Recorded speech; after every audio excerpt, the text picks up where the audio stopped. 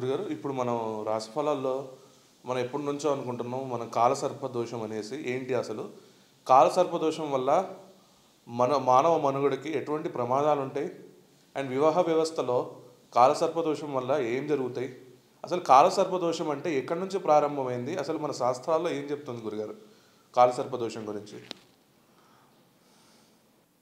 అందరికీ నమస్కారం. సిరికింజెప్పడు శంఖచక్రయుగముంచేదో ఈ సంధింపడు ఏ పరివారంబును జీరడు అభ్రకపతిన్ వన్నింపడు ఆకర్ణికాంతరధమ్మిల్లము జక్కనొక్కడు వివాద ప్రోత్థిత శ్రీకుచోపరి చేలాంచలమైన వీడడు గజప్రాణవనోత్సాహి. శ్రీ మహావిష్ణవే నమః. శ్రీ గురుభ్యో నమః. హరి ఓం. శక్తి మీడియా భక్తి ఛానల్ వీక్షిస్తున్నటువంటి భక్త మహాశయులందరికీ కూడా ప్రేక్షకులందరికీ కూడా మా నమస్సుమాంజలులు. చక్కగా మంచి ప్రశ్న వేశారు. అసలు కాలసర్పదోషం అంటే ఏంటి, మానవుల మనుగడ మీద దీని ప్రభావం ఎట్లా ఉంటుంది అన్నది ఇవాల్టి సారాంశం. శక్తి మీడియా భక్తి ఛానల్ వారు అందిస్తున్నటువంటి కేవలం ఈ భక్తి ఛానల్లో మాత్రమే ఇటువంటి నవగ్రహాలకు సంబంధించి కాలసర్పదోషాలకు సంబంధించి తర్వాత కొన్ని భక్తిపరమైనటువంటి దాని గురించి మొత్తాన్ని గురించి తెలియజేస్తాం. ధర్మ సందేహాల గురించి కూడా తెలియజేస్తాం. కాబట్టి ప్రతి విషయంలో కూడా కేవలం భక్తిపూర్వకమైనటువంటి మాత్రమే వీటిల్లో ఈ ఛానల్లో ప్రసారం అవుతాయి. అందరూ కూడా ఈ ఛానల్ని సబ్స్క్రైబ్ చేయండి, లైక్ చేయండి, షేర్ చేయండి. మీ మాంధాత దుగ్గిరాల సత్యనారాయణ శర్మ. ముఖ్యంగా కాలసర్ప దోషాలట ప్రధాన గ్రహాలైనటువంటి రవి, చంద్రుడు, అంగారకుడు, బుధుడు, గురుడు, శుక్రుడు, శనైశ్చరుడు, ఈ 7 గ్రహాలు మామూలు గ్రహాలు. తర్వాత వచ్చినటువంటి గ్రహాలు రాహుగణం, కేతు గణం. ఈ 2 గ్రహాలు గణాలు అంటారు. వీటిని గ్రహాలు కావు, ఛాయాగ్రహాలు ఇవి. అసలు మనకి 7 గ్రహాలే. కాకుంటే రాహుకేతువులకు దైవత్వం వచ్చింది కాబట్టి విష్ణుమూర్తి ఏం చేశాడంటే ఈ రెండింటిని కూడా సప్తగ్రహాలు ఎందుకు నవగ్రహాలు పెడదామని చెప్పేసి దానితో మిళితం చేశారు. కాబట్టి నవగ్రహాలైనవి. ఈ ప్రధాన గ్రహాలైనటువంటి రవి, చంద్రుడు, అంగారకుడు, బుధుడు, గురుడు, శుక్రుడు, శనైశ్చరుడు 7 గ్రహాలు రాహుకేతుల మధ్యలో ఉంటే కాలసర్పదోషం అంటారు. ఈ కాలసర్పదోషంలో పుట్టినటువంటి వాళ్ళకి కొన్ని ఇబ్బందికరమైన సంఘటనలు జరుగుతాయి. అసలు కాలసర్పదోషం ఎన్ని రకాలు అనేది మనం ఆలోచించుకోగలిగితే కాలసర్పదోషం 12 రకాలుగా ఉంటుందట. ఒక కాలసర్పదోషం అయితే ఏం కాదు, ఏదో ఒకటి మనం పరిహారం చేసుకోవచ్చు. సరే, ఈ 12 వాటికి కూడా పరిహారాలు ఉంటాయి. 12 కాలసర్పదోషాల్లో మరి ఎవరు ఎప్పుడు జన్మించారు వాళ్ళ జన్మకుండలిని బట్టి చూస్తే అటువంటి కాలసర్పదోషాల్లో ఏ కాలసర్పదోషాలు, వాటికి పేర్లు ఏంటి, మరి ఎందుకు ఇట్లా ఏర్పడ్డాయి, వాటి వల్ల మానవజాతి మనుగడకి దేశానికి ఎటువంటి ప్రమాదం అనేది ఇప్పుడు తెలుసుకోబోతున్నాం. కాలసర్పదోషంలో 12 రకాల కాలసర్పదోషాలు ఉంటాయి. మొట్టమొదటిగా అనంతకాల సర్పదోషం. అనంతకాల సర్పయోగం అంటారు, దోషం అని కూడా అంటారు. ఎవరి జన్మకుండల్లో అంటే ప్రతి మానవుడికి కూడా, ప్రతి ఆడవాళ్ళకి మగవాళ్ళకి కూడా ఒక గ్రహ స్థితి అనేది కలిగి ఉంటుంది. వాళ్ళు జన్మించినప్పటి దగ్గర నుంచి ఆ date of birth, time of birth, place of birth ప్రకారం జన్మకుండలు వేస్తారు. అంటే 12 హౌస్ అంటే 12 ఇళ్ళు ఉంటాయి. దాంట్లో ఎవరెవరిది ఏంటి ఈ రాహుగ్రహం కేతుగ్రహం ఎక్కడ ఉంటే ఏంటి అనేది ఇప్పుడు తెలుసుకుందాం. మొట్టమొదటిగా అనంతకాల సర్పయోగం. ఎవరి జన్మకుండల్లో అయితే రాహు లగ్నంలో ఉండి మరియు కేతువు సప్తమ భావంలో ఉంటే ఈ రెండు గ్రహాల మధ్య మిగతా గ్రహాలు పడి ఉంటే గనక దాన్ని అనంతకాల సర్పదోషం అంటారు. ఈ అనంతకాల దోషం వల్ల బాధపడేవారు తరచుగా అవమానాలు ఎదుర్కొంటారు. ఏదో ఒక మాట మాట్లాడితే ఇంకో మాట వాళ్ళని కావించి చెప్పడం, ఏదో ఒక రకంగా ఇబ్బందులు గురి చేయటం వాళ్ళని చేస్తూ ఉంటారు. వీళ్ళల్లో న్యూనతాభావం అంటే వాళ్ళల్లో వాళ్ళే అయ్యో మనం ఏమనిపోయినా వాళ్ళు ఏదో అంటున్నారే, ఎందుకు ఇట్లా వచ్చింది పరిస్థితి మనకు, ఒక రకమైనటువంటి ఫీలింగ్లోకి వెళ్ళిపోతారు వాళ్ళు. తర్వాత ఇక కోర్టు సంబంధ విషయాలకు వస్తే ఎప్పుడు వీళ్ళకి జీవితాంతం కూడా ఇళ్ళ విషయాల్లో అయినా, తర్వాత పొలాలు, కొన్ని కార్యక్రమాల వల్ల కోర్టులో కేసులు పట్టడం, అవన్నీ కూడా పూర్తి కాకుండా కూడా ఇబ్బంది పడి ఈ కోర్టుల కేసుల వల్ల చాలా ఇబ్బంది పడుతూ ఉంటారు. వీరికి ఆరోగ్యం కూడా తరచుగా బాధిస్తూ ఉంటుంది. ఏదో ఒక రూపంలో అనారోగ్యం కలగటం, పూర్తి ఆరోగ్యం లేకపోవటం, చికాకుగా ఉండటం మనిషికి ఉంటుందని చెప్పచ్చు. వైవాహిక జీవితం కూడా సాఫీగా ఉండదు. భార్యాభర్తల మధ్య తరచుగా గొడవలు అవుతుంటాయి.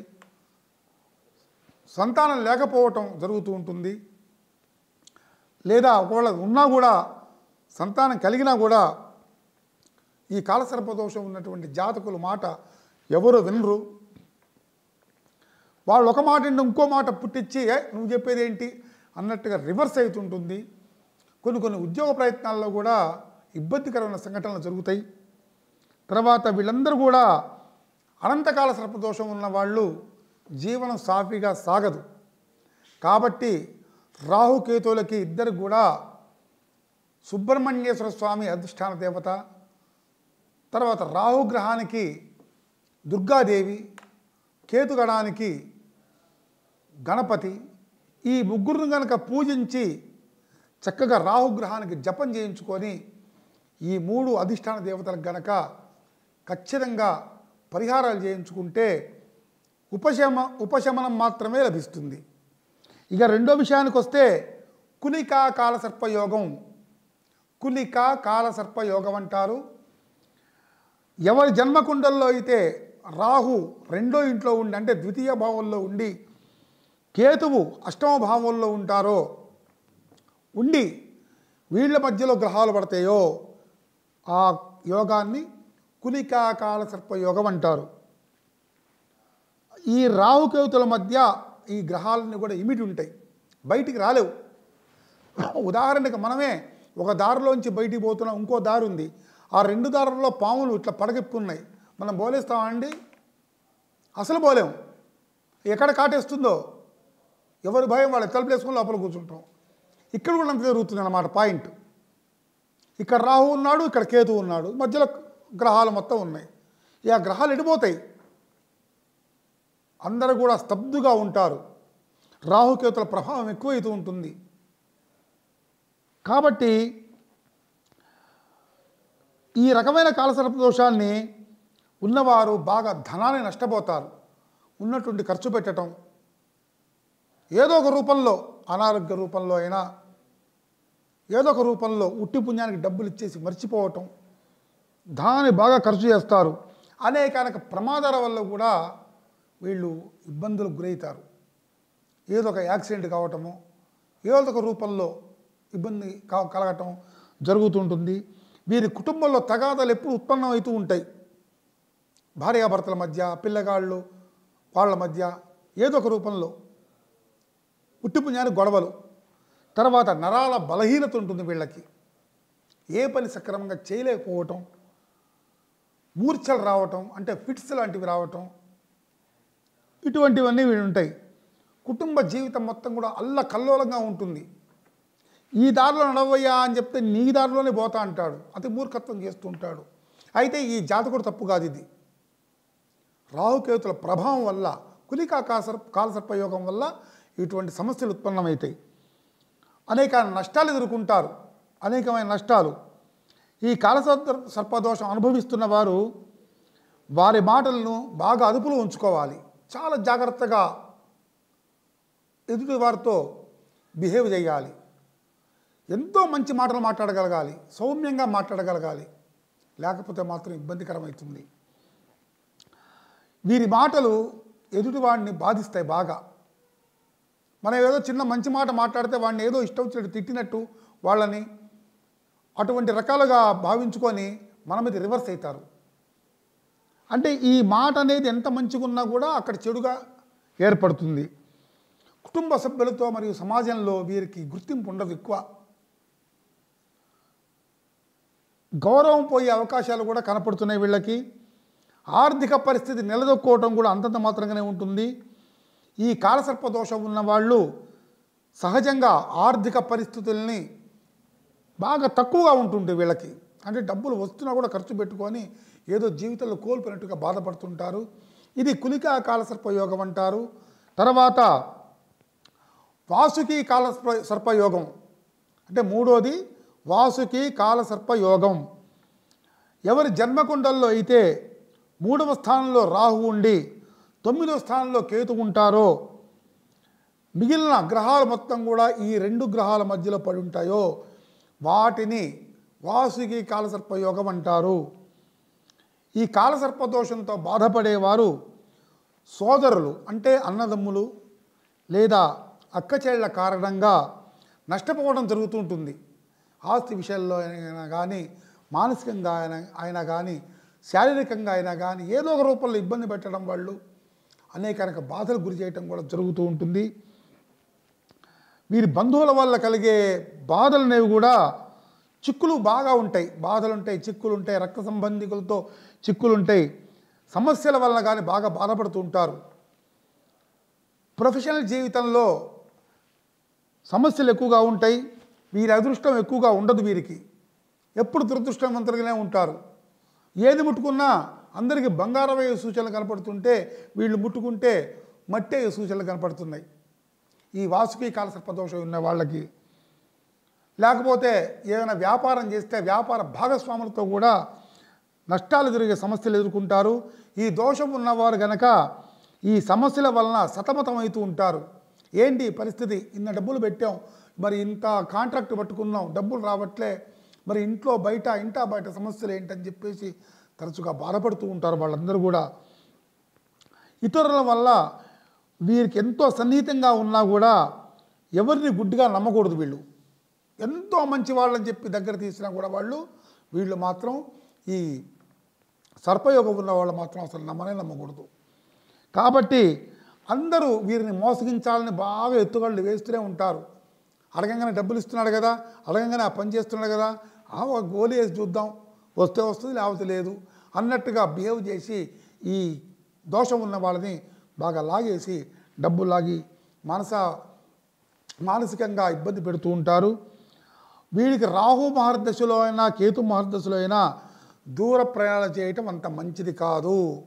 కాబట్టి ఈ రాహుకేతులకి ఎప్పుడు 12 కాలసర్పదోషాలకి అధిష్టాన దేవత సుబ్రహ్మణ్య స్వామి, తర్వాత దుర్గాను గణపతి, ఈ మూడిటికి కనుక పరిహారాలు చేసుకుంటే చాలా విశేషంగా ఉంటుంది. శంఖపాల కాలసర్పయోగం జన్మకుండల్లో ఎవరి జన్మకుండల్లో అయితే రాహు 4వ భావంలో ఉండి కేతువు 10వ భావంలో ఉంటాడో అంటే 10వ ఇంట్లో ఉంటాడో వీరి మధ్య నలిగిన 7 గ్రహాలు ఉన్నట్టుంటే కనుక వీటిని శంఖపాల కాలసర్పయోగం అంటారు. అన్నీ గుర్తించాలి వీళ్ళని. ఈ దోషం ఉన్న వారికి తండ్రి నుండి ప్రేమ లభించదు, వాళ్ళ తండ్రి ప్రేమను కోల్పోతారు. తర్వాత వీరు అతిగా శ్రమలు అంటే పనులు బాగా చేస్తుంటారు, అయినా గుర్తింపు ఉండదు వీళ్ళకి, జీవిస్తూ ఉంటారు. తరచుగా వృత్తిపరమైన ఏ వృత్తిని చేస్తారో ఆ వృత్తిలో అనేక సమస్యల్ని ఎదుర్కోవాల్సి వస్తుంది. వీరి జన్మము భూమికి దూరంగా అంటే ఉన్న చోట ఎక్కడైతే జన్మిస్తారో అక్కడ జీవించడం దుర్లభం. వీళ్ళు వేరే రాష్ట్రాల్లో ఉండటం, వేరే దేశాలకు పోవటం, అక్కడ నివసిస్తూ ఉంటారు ఎక్కువగా.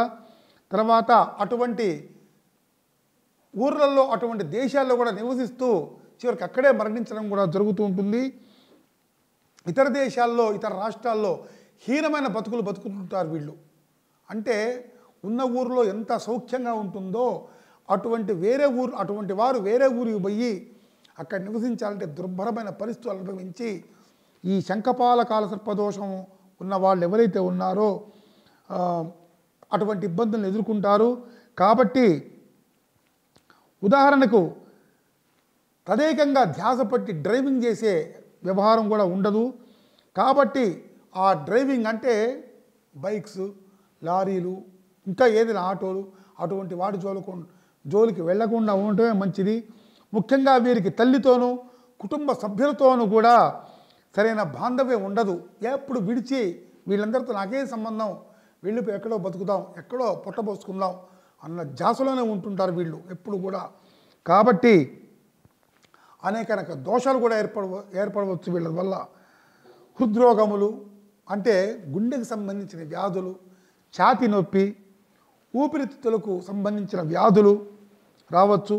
పై అధికారులతో అంటే ఈయన గారు ఏ ఉద్యోగం అయితే, ఏ వృత్తి అయితే చేస్తున్నారో వాళ్ళకన్నా పెద్దవాళ్ళు ఎవరైతే ఉన్నారో ఆ వృత్తిలో ఉన్నటువంటి వాళ్ళ వల్ల ఆ అధికారులు వీళ్ళని గుర్తించక ప్రమోషన్ రాక చాలా ఇబ్బంది పడుతూ ఉంటారు.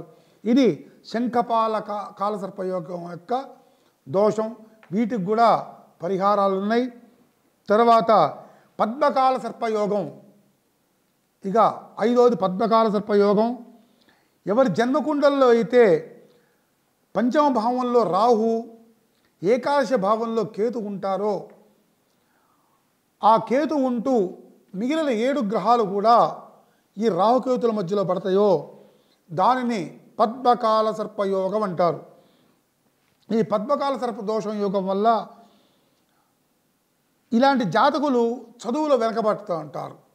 చదువుకోరా నాయన, ఇవాళ చదువుకుంటే చాలా మంచిగా ఉంటుందిరా, రేపు పొద్దున జీవితంలో రాణిస్తావురా అన్న కూడా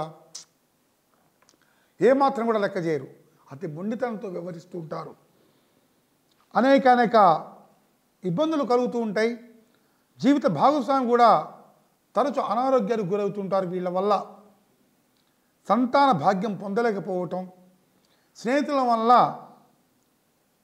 వంచింపబడటం, అంటే స్నేహితుల ద్వారా ఎప్పుడు ఏదో ఒక ఉంటావేంటి, నువ్వు ఎప్పుడు డల్గుంటావేంటి, ఏదో ఒక విషయంలో మంచిగా ఫ్రెష్గా పనిచేయవేంటి అన్న ఉద్దేశంతో కూడా స్నేహితుల ద్వారా ఇబ్బందికరమైన మాటలు వాళ్ళ వల్ల కూడా పుడుతూ ఉంటాయి. చదువు పరంగా కూడా వెనకబడి ఉంటారు.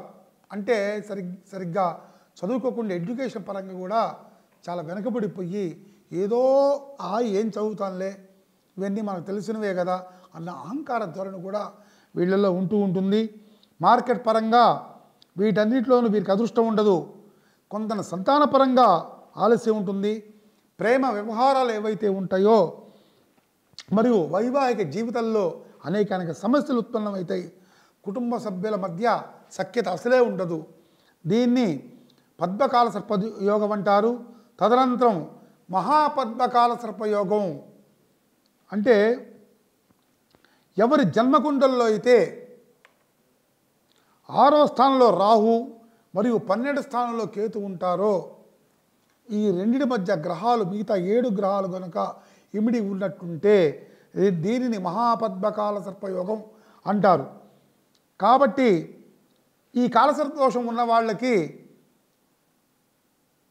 వెన్నుముక ప్రారంభంలో, వెన్నుముక అంటే ఎక్కడైతే మన వైపున వెన్నుముక ఉంటుందో అక్కడ ప్రారంభం నుంచి కూడా నొప్పులు, హెడ్ఏక్, తలకాయ నొప్పులు, చర్మ వ్యాధులు ఏవైతే ఉంటాయో అవన్నీ కలిగి ఉంటారు. అంతేకాకుండా తరచూ ఆస్తి నష్టం జరుగుతుంటుంది వీళ్ళకి.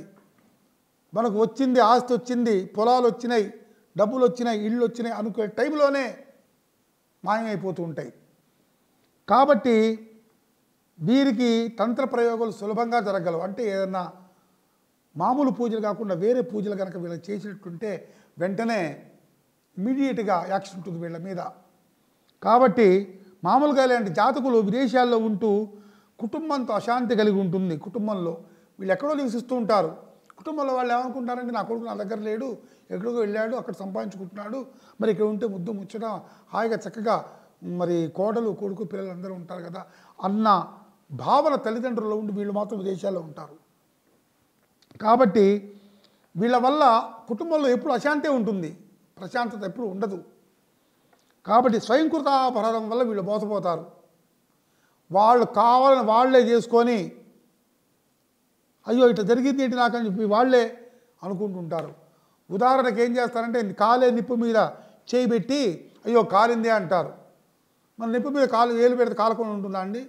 అట్నే వీళ్ళు కూడా చేసే పని అట్నే ఉంటుంది. కాబట్టి స్వయంకృతాపరాధం, తప్పు చేసి మళ్ళీ వీళ్ళు బాధపడుతుంటారు. మానసిక రుగ్మత, తర్వాత ఇతరుల పట్ల ద్వేషం, చేసే పని వల్ల వృత్తి వల్ల అధికారులతో మాట పెరిగి వీరిని ఉద్యోగంలోంచి పీకి పడేస్తుంటారు. అటువంటి మహాపద్మకాల సర్పయోగం వల్ల ఇటువంటి ఇబ్బందులు కలుగుతాయి. తర్వాత తక్షక కాల సర్పయోగం. తక్షకుడు అంటే అన్ని కాల సర్పాల యోగ సర్పాలే, కానీ కొన్నిట్లో మొత్తం కూడా కొన్ని భావాల్లో సర్పాలు అనేవి విపరీతమైనటువంటి కోపంతో ఉంటాయి. సర్పం అంటేనే బుస్సుమని లేస్తూ ఉంటుంది ఉన్నట్టుండి. మరి తక్షకుడు అంటే ఈ సర్పాలకన్నిటికీ రాజు లాంటి వాడు. కాబట్టి ఈ తక్షకుడి కన్నా మించిన ఇది లేదని చాలామంది చెప్తుంటారు. అయినా సరే తెలుసుకుందాం. ఎవరి జన్మకుండల్లో అయితే లగ్నంలో కేతు ఉండి సప్తమ భావంలో రాహు ఉన్నట్టుంటే కనుక వారికి తక్షకాల సర్పదోషం యోగిస్తుంది. గుర్తించాలి. ఈ దోషం ఉన్నవారు నీచంగా ప్రవర్తించే వారి చేత అనేక రకాల బాధలు పొందవలసి వస్తుంటుంది. మనం మంచి వాళ్ళమే, వాళ్ళు నీచమైన కార్యక్రమాలు చేస్తుంటారు, వాళ్ళతో వీళ్ళు ఫ్రెండ్షిప్ చేస్తారు, వాళ్ళు చేస్తే వీళ్ళు చేయాలనుకుంటారు. కాబట్టి నీచ సాంగత్యం ఎప్పుడు పనికిరాదు, సజ్జన సాంగత్యం ఎప్పుడు మంచిదే. కాబట్టి అసంతృప్తితో బాధపడటం, వైవాహికాల్లో సుఖం లేకపోవటం, అనేక ప్రమాదాలకు గురి కావడం జరుగుతుంటాయి. ఈ దోషం ఉన్నవారు ముఖ్యంగా శారీరక లక్షణాలు వ్యతిరేకంగా ఉంటాయి. పూర్తిగా సహజంగా పొగరు పట్టి ఉంటారు వీళ్ళు. బాగా ఒక చిన్న మాట మాట్లాడితే రివర్స్ బాగా ఇష్టం వచ్చినట్టు మాట్లాడగలగటం. శారీరక లక్షణాలే కాకుండా మానసిక లక్షణాలు కూడా సరిగ్గా ఉండవు వీళ్ళకి. మనస్తత్వం అంటే చికాకు ఉంటుంది. ఏదో ఒకటి మాట్లాడుతుంటారు, ఏదో ఒకటి చేస్తుంటారు. ఒక రకమైనటువంటి మనస్తత్వం కలిగి ఉండరు వీళ్ళు.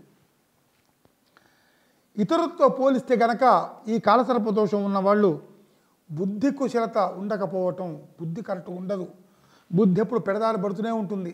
ఏదో ఒక రూపంలో ఏదో ఒక మాట మాట్లాడటం, బుద్ధి కరెక్ట్గా ఉండకపోవడం జరుగుతూ ఉంటుంది. ఈ సమస్యలను తట్టుకోలేక ఈ దోషం ఉన్నవారితో కొంతమంది ఉన్మాద స్వభావం వల్లనే, ఉన్మాదం అంటే పిచ్చి, వారి వల్లే ప్రవర్తిస్తారు. చూస్తారుగా ఉన్నటువంటి రోడ్ల మీద చూస్తుంటారు. ఒక రాయి పట్టుకొని విసురుతా అంటాడు. వాళ్ళతో చాలా జాగ్రత్తగా ఉండాలి. పిచ్చోడి చేతులు రాయి అంటారు. అందుకనే పిచ్చోడి చేతులు రాయి అంటే ఎట్టు పడుతుందో అడిగే తెలియదు. తలకాయ తగులుతుందో తెలియదు, ముక్కు తగులుతుందో తెలియదు, వెనకాల తలకాయ పుచ్చగా తగులుతుందో తెలియదు, ఎక్కడ తెలియదు. అందువల్ల చాలా జాగ్రత్తగా ఉండాలి వీళ్ళతో.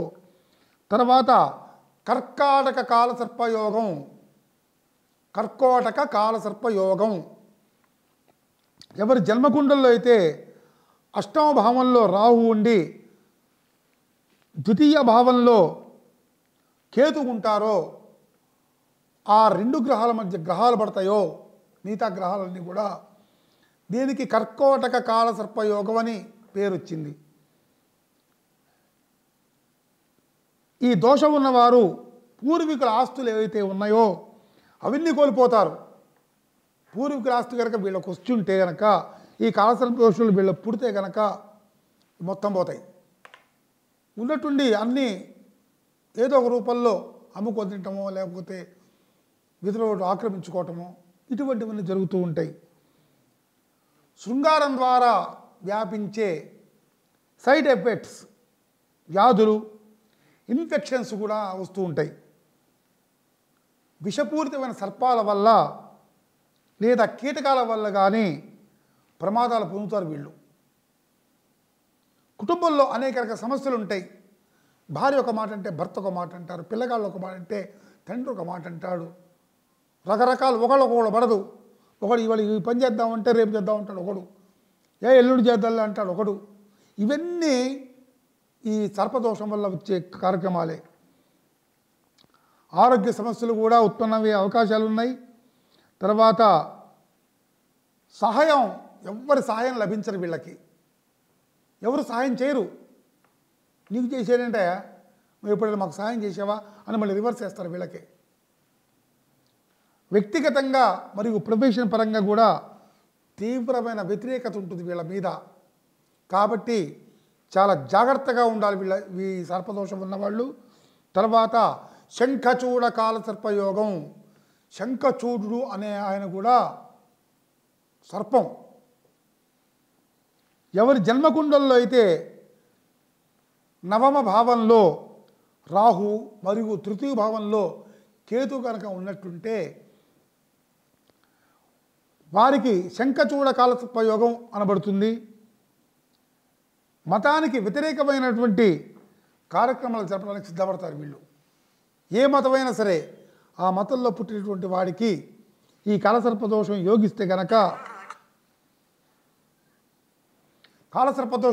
గనక చాలా ఇబ్బందికరంగా ఉంటుంది. మతానికి వ్యతిరేకమైన కార్యక్రమాలు జరుపుతూ ఉంటారు వీళ్ళు. హై బీపీ, నిరంతరమైన ఆలోచనలతో కలిగి ఉంటారు వీళ్ళు. ఈ దోషం ఉన్న వారికి జీవితంలో పైకి ఎదగటం ఎంత సులభమో కింది జారిపోవడం కూడా అంతే సులభం. పైకి ఎంత ఎదుగుతారో కిందకు కూడా అంతే దిగిపోతుంటారు వెంటనే. జీవితంలో వీరికి ఏది సులభంగా ప్రాప్తించదు. చేసే ప్రొఫెషన్ అంటే వృత్తి ఉద్యోగాల్లో కూడా స్థిరత్వం ఉండదు.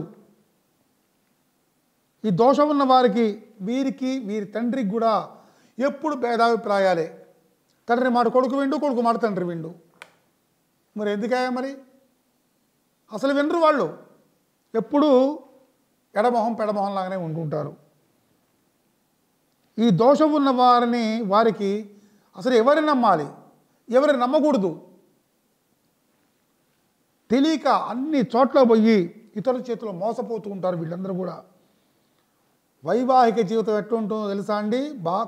కొన్ని రోజులు బాగానే ఉండి విడాకుల ద్వారా విడాకుల వరకు వెళ్ళి నువ్వు నాకొద్దు నీకొద్దు అన్న పరిస్థితి దగ్గరికి వస్తుంది. లీగల్గా ఎన్నో విషయాల్లో ఇబ్బంది కలగవచ్చు వీళ్ళకి. ఇది ఈ సర్పయోగం వల్ల దోషం. తదనంతరం విషధార కాల సర్పయోగం. ఎవరి జన్మకుండల్లో అయితే ఏకాదశ భావంలో రాహు మరియు 5వ భావంలో కేతు ఉంటూ మిగిలిన 7 గ్రహాలు కూడా ఈ రాహుకేతుల మధ్యలో ఉంటాయో వారికి విషధార్ కాలసర్పదోషంగా భావించాలి. సోదరులతో విభేదాలు కలుగుతూ ఉంటాయి. చపల మనస్తత్వం అంటే మనస్తత్వం ఒక రకంగా ఉండదు వీళ్ళకి. ఏదో ఒక రకంగా చపలత్వంగా అంటే ఒక చోట మనసు పెట్టరు. అటు పోదామా ఇటు పోదామా, ఇటు పోదామా అటు పోదామా, ఆ పని చేద్దామా ఈ పని చేద్దామా, ఒక చోట స్థిరత్వం ఉండదు వీళ్ళకి. సంతానపరమైన సమస్యలు కూడా ఎదుర్కొంటారు. తర్వాత కారాగార శిక్ష అంటే జైల్లో ఉండటం అనుభవించే సూచనలు రావచ్చు. నిద్రలేమి అంటే నిద్ర పట్టదు సరిగ్గా, నిద్రపోవటం చాలా తక్కువ వీళ్ళు. కంటి సమస్యలు కలిగి ఉంటారు. హృద్రోగ సమస్యలు అంటే గుండెకు సంబంధించిన సమస్యలు రావచ్చు. పై చదువులు చదువుకోవాలంటే చాలా కష్టాలు పడాల్సి వస్తుంది. వీళ్ళకు ఒక కష్టం కాదు, చాలా ఇబ్బందులు ఉన్నాయి వీళ్ళకి. సంతానం కూడా ఆలస్యంగా వీళ్ళకి కలగొచ్చు. కొంత డబ్బు కోసం ఎంతో బాగా కష్టపడాలి వీళ్ళందరూ కూడా. పడితేనే వీళ్ళ జీవితం సాఫీగా సాగుతుంది. ఒక్కోసారి చేయకూడని పనులు కూడా చేయాల్సి వస్తుంది. ఈ రాహుకేతువులు ఈ విధంగా ఉంటే కనుక చేయకూడని పనులు కూడా చేయాల్సి వస్తుంది వీళ్ళు. కాబట్టి వీళ్ళకి జ్ఞాపశక్తి కూడా ఎక్కువ ఉండదు, మందగిస్తుంది. తర్వాత చిట్ట చివరిదైన శేషనాగ కాల సర్పయోగం. శేషనాగ కాల సర్పయోగం ఎవరి జన్మకుండల్లో అయితే ద్వాదశ భావంలో రాహు మరియు 6వ భావంలో కేతు ఉంటూ మిగిలిన గ్రహాలని కూడా అంటే 7 గ్రహాలు కూడా రాహుకేతుల మధ్యలో కనుక ఉంటే కనుక వారికి శేషనాగ కాల సర్పయోగం ఉన్నట్టుగా గుర్తించాలి. వీళ్ళందరూ కూడా తరచూ ఓటమి పాలవుతూ ఉంటారు. ఏ విషయంలో అయినా సరే గెలుపు ఎప్పుడు ఉండదు వీళ్ళకి, ఎప్పుడు ఓడిపోవటం ఉంటమే. కాబట్టి ఎప్పుడు చూసినా వీళ్ళ దురదృష్టం వెంటాడుతూనే ఉంటుంది. వీళ్ళకి అదృష్టం ఉండదు అసలు. అటువంటి జాతకాల్లో ఆ నక్షత్రంలో ఆ యోగంలో పుట్టిన వాళ్ళకి. కాబట్టి రహస్య శత్రువులు ఎవరైతే ఉంటారో వీళ్ళు బాధిస్తూ ఉంటారు బాగా. నేత్ర సంబంధమైనటువంటి వ్యాధులు కూడా కలుగుతూ ఉంటాయి. అంటే కంటి చూపు మందగించడం, కళ్ళకి సైట్ అంటే చిత్తాన్ని రావటం, లేదా కళ్ళు పూర్తిగా గుడ్డివాళ్ళుగా ఉండిపోవటం, ఇటువంటి వాళ్ళ వల్ల ఇటువంటి వ్యాధులు వస్తూ ఉంటాయి. కాబట్టి ఈ కాలసర్పయోగం అంటే మన జీవితాలని అల్లకల్లోలం చేసేటువంటి దోషం. అంటే రాహు కేతుల మధ్యలో మిగతా 7 గ్రహాలు మొత్తం కూడా ఉంటాయి. కాబట్టి దానికి దోష నివారణ చేయాలంటే ఒక రాహు కేతువుకే కాదు, వీటికి సంబంధించినటువంటి అధిష్టాన దేవతలు అంటే రాహుకి దుర్గాదేవి, కేతువుకి గణపతి. ఈ రాహుకేతువులకి ఈ 2 గ్రహాలకు కూడా అధిష్టాన దేవత సుబ్రహ్మణ్యేశ్వర స్వామి. కాబట్టి ఆ దోష పరిహారాలు చేయిస్తేనే 80% కొంచెం ప్రశాంతంగా ఉంటుంది జీవితంలో. అప్పుడు మాత్రమే జాతకులు వాళ్ళ యొక్క జీవితంలో దోషపూరితమైనటువంటిగా అంటే ఆ రాహుకేతులు దోషపూరితం మొత్తం కూడా పోయి ఒక 80% తగ్గిపోయి జీవితంలో కొద్దిగా ఉన్న స్థితి ఎదుర్కొంటారు. కాబట్టి సర్పక్షేత్రం ఎక్కడైతే ఉంటుందో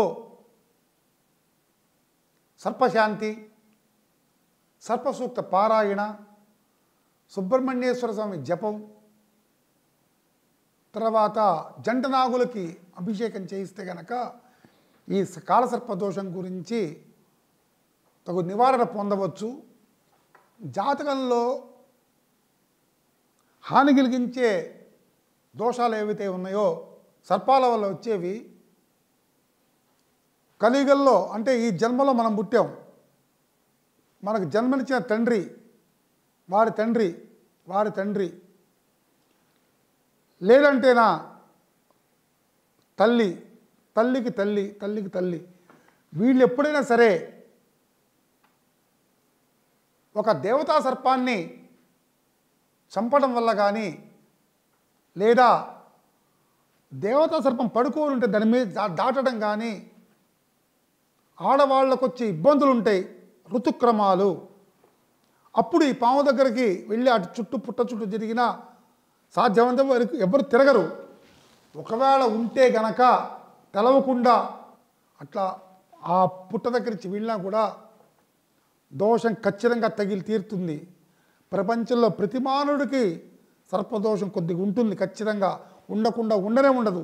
ఎందుకంటే ఈ భూ ప్రపంచాన్ని మొత్తాన్ని మోస్తుంది కూడా ఆదిశేషుడు అని చెప్పిట్లా ఈ పడగల మీద మోస్తూ ఉంటాడు. మనం భూమి మీద నివసిస్తున్నాం, ఎంతో కొద్దిగా ఒక చిన్న పర్సెంట్ అని ఉంటుంది, ఉండకుండా అసలు ఉండదు. కేవలం రావు కేతులే సర్పాలు అనేవి కాదు, కుజుడు కూడా సర్పమే. అంటే కుజుడు రావు కేతులు మూడు కూడా సర్పగ్రహాలే ఏదో రూపంలో. కుజుడు ఎవరండి? మంగళుడు. మంగళుడు అంటే భూమిపుత్రుడు, భూదేవి పుట్టిన వాడే మంగళుడు. అంటే శుభకరమైన గ్రహమే, కానీ కుజ దోషం, ఈ రాహు దోషం, కేతు దోషం. కాబట్టి మన పూర్వజన్మలో కూడా ఏదైనా ఒక పాపం చేసుకొని ఉంటే కనుక, సర్ప దోషం ద్వారా పుట్టుంటే కనుక మనం, అంటే జన్మలో ఏ పాపం చేసుకున్నామో ఈ యుగంలో ఈ జన్మలో దాన్ని ఖచ్చితంగా అనుభవించి తీరాల్సిందే. అందుకే కర్మ ఎవరిని వదిలిపెట్టదు. వెనకటి కాలంలో ఏ జన్మలో అయితే పూర్వజన్మలో ఏ పాపం చేసుకున్నావో ఈ జన్మలో వ్యాధి రూపంలో పీడించబడుతూ ఉంటుంది. అది ఎప్పుడైనా గుర్తుపెట్టుకోండి. పూర్వజన్మకృతం పాపం వ్యాధి రూపేణ పీడితే, అంటే ఈ జన్మలో వ్యాధి రూపంలో పీడిస్తూ ఉంటుంది. ఏ వ్యాధి అంటే ఒక శారీరక రుగ్మతే కాదు, పెళ్లి కాకపోవటం, లేకపోతే సంతానం కలకపోవటం, భార్య వాళ్ళ ఇబ్బంది పడటం, ఇంట్లో వాళ్ళ ఇబ్బంది పడటం, అనారోగ్యం చేయటం, ఏదైనా సరే వ్యాధుల కిందకే వచ్చే అవకాశాలు అవన్నీ కూడా.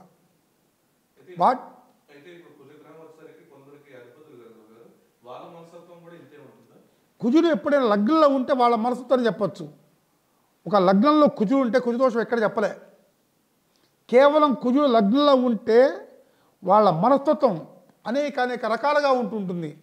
హై బీపీ రావటం, బట్ నువ్వేంటా చెప్పేది మాకు తెలియదా అని మీద పడ్డట్టు కొట్టినట్టు చేయటం, టెన్షన్, అది దాన్ని ఏదో అంటారు, బీపీ, హై బీపీ ఇంకేదో అంటారు, దాన్ని హిస్టారిక్, దాన్ని ఏమంటారండి, షార్ట్ టెంపర్ లాగా రావటం ఉన్నట్టుండి, అటువంటి మానసికమైనటువంటి ఒత్తిడి గురయ్యి ఎదుటివాడి మీద కోపం చూపిస్తూ ఉంటాడు. అసలే కుజుడు బీపీ కారకుడు. పాము ఎట్టుంటుందండి, మనం పక్కన పడుకొని ఉంటుంది, బుస్సుమని లేస్తుంది వెంటనే, దాన్ని ఏమనిపోతే మనల్ని అవ్వద్దు, దాని దారిలో అది పోతుంటుంది. మనవాళ్ళు మంచి మామూలు అంటే దాన్ని గిలకటం చేస్తుంటారు, అది మీద పడుతుంది, కారటానికి వస్తుంటుంది. కాబట్టి మనుషుల యొక్క జీవితంలో కుజుడు లగ్నంలో ఉంటే కుజ దోషం అని ఎక్కడ చెప్పలేదు, ఏ పురాణాలు కూడా చెప్పలేదు. ఎక్కడ మేం కాదు, వీళ్ళు కాదు, వాళ్ళు కాదు, ఎవరు చెప్పలే. కాకుంటే ఆ లగ్నంలో గనక ఉండుంటే కుజుడు ఎక్కడైనా సరే వాళ్ళ మనస్తత్వం అనేది ర్యాష్గా ఉంటుంది, బాగా ర్యాష్గా ఉండి మాట్లాడితే మీద పడి కొట్టేట్టు చేస్తూ ఉంటారు. ఇది వాళ్ళ యొక్క లక్షణం. అది సర్వే జనా సుఖినో భవంతు.